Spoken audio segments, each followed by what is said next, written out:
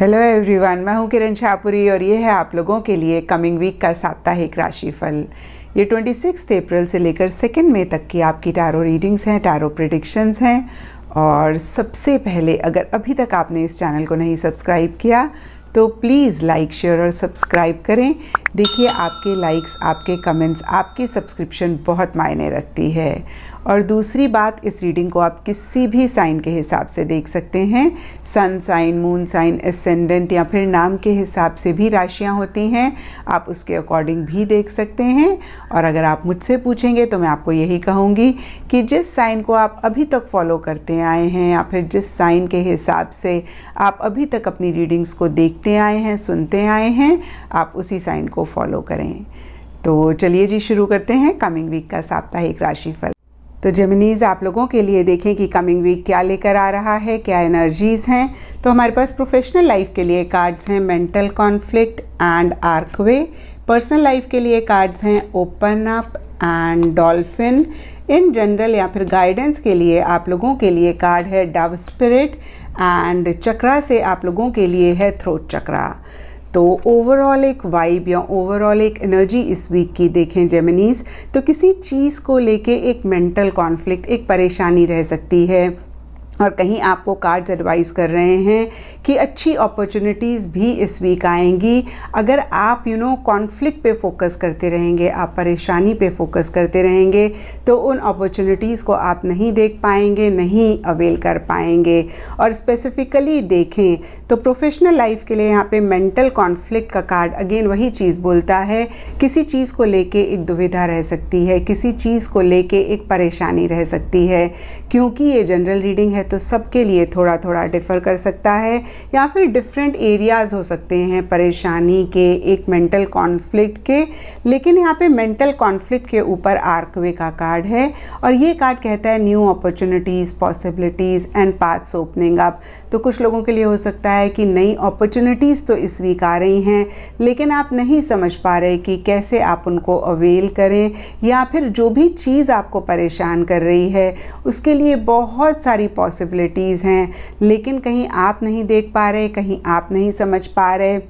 नए रास्ते खुल रहे हैं लेकिन आप डिसीजन नहीं ले पा रहे, लेकिन आप चॉइस नहीं कर पा रहे।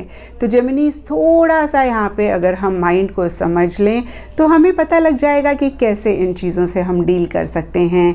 देखिए, सबकॉन्शियस एंड कॉन्शियस माइंड के बीच में एक क्रिटिकल फिल्टर होता है और जो भी चीज़ें हमें परेशान कर रही होती हैं उनके हल, आइडियाज़, सब कुछ हमारे सबकॉन्शियस माइंड में होता है। और जब हम बहुत परेशान होते हैं तो ये जो क्रिटिकल फिल्टर है, ये दरवाज़ा है, ये लॉक हो जाता है। इनफैक्ट मैं कहूँगी, हम जितना ज़्यादा परेशान होते हैं उतना ही ज़्यादा ये दरवाज़ा लॉक होता है और वो आइडियाज़, वो सल्यूशन हमारे कॉन्शियस माइंड तक नहीं पहुँच पाते हैं। और आप लोगों ने भी ये अपनी लाइफ में ऑब्ज़र्व किया होगा, जब कोई और इंसान परेशान होता है ना तो हम बहुत आसानी से उनको सजेशन दे देते हैं, उनको हम एडवाइस करते हैं, लेकिन जब वही सिचुएशन खुद पे आती है तो हमें समझ नहीं आता।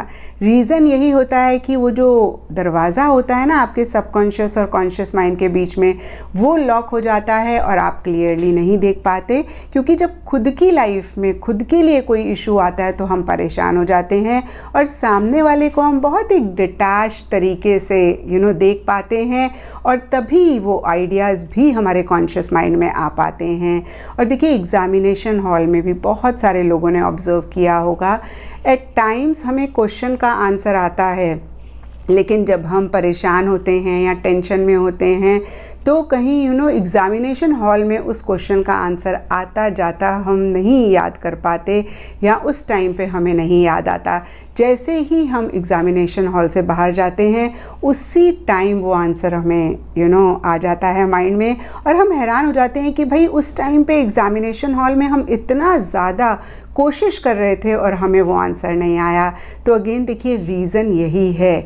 और अगर आप चाहते हैं कि जो भी अच्छी अपॉर्चुनिटीज़ आपकी लाइफ में इस वीक आ रही हैं, कुछ लोगों के लिए बहुत ही छोटी मोटी हो सकती हैं, कुछ लोगों के लिए बड़ी हो सकती हैं, या जो भी चीज़ आपको परेशान कर रही है, डेफिनेटली उसको सॉल्व करने के लिए बहुत सारे पॉसिबिलिटीज़ हैं, बहुत सारे उस चीज़ के सल्यूशन हैं। आप उनको देख पाएँ तो बहुत इम्पॉर्टेंट है कि आप अपने माइंड को थोड़ा सा शांत करें। और देखिए यहाँ पे गाइडेंस के लिए भी आप लोगों के लिए डव स्पिरिट का कार्ड है और ये कार्ड कहता है बी पीस। तो थोड़ा सा अगेन अपने थॉट्स को आप कम करें, योगा करें, मेडिटेशन करें, जिस गॉड को आप मानते हैं कहीं उनको प्रेयर करें। और जो भी तरीके से आप कर सकते हैं अपने माइंड को अगेन मैं कहूँगी थोड़ा सा शांत करना इस वीक बहुत इम्पॉर्टेंट है अपनी इश्यूज़ और अपने प्रॉब्लम्स को सॉल्व करने के लिए। एंड पर्सनल लाइफ से आप लोगों के लिए ओपन अप एंड डॉल्फिन के कार्ड्स हैं। ओपन अप का कार्ड कहता है कि पीछे अगर किसी भी चीज़ के साथ आप बहुत ज़्यादा क्लिंग कर रहे थे, अटैच हो रहे थे या खुल के कोई भी चीज़ एक्सप्रेस नहीं कर रहे थे, तो इस वीक आप लेटिंग गो वाली एनर्जीज़ में रह सकते हैं। इस वीक आप अपनी फीलिंग्स, अपनी इमोशंस, वो कुछ भी हो सकता है, कुछ लोगों के लिए लव हो सकता है, कुछ लोगों के लिए गुस्सा हो सकता है, उनको एक्सप्रेस करना चाह रहे हैं या कर रहे हैं। और देखिए जो लोग ऐसा नहीं कर रहे हैं उनके लिए बहुत ही क्लियर मैसेज है कि थोड़ा सा आप डिटैच हों, थोड़ा सा आप ओपन अप हों नई पॉसिबिलिटीज़ या नई जो भी अपॉर्चुनिटीज़ आ रही हैं उनके लिए, अगर आप उनको अवेल करना चाहते हैं। और देखिए डॉल्फिन का कार्ड कहता है financial gain usually coming from something you did in the past.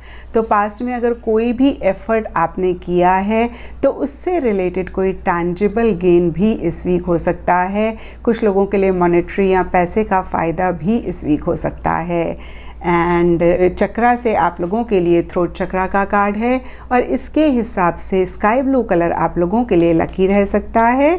और जो दिन आप लोगों के लिए सिग्निफिकेंट रहेगा वो है सैटरडे। तो ये था जेमिनीज़ आप लोगों के लिए कमिंग वीक का साप्ताहिक राशिफल। और नीचे मुझे कमेंट सेक्शन पे ज़रूर बताएं कि ये कितना आपके साथ रेजोनेट किया, कितना आप कनेक्ट कर पाए।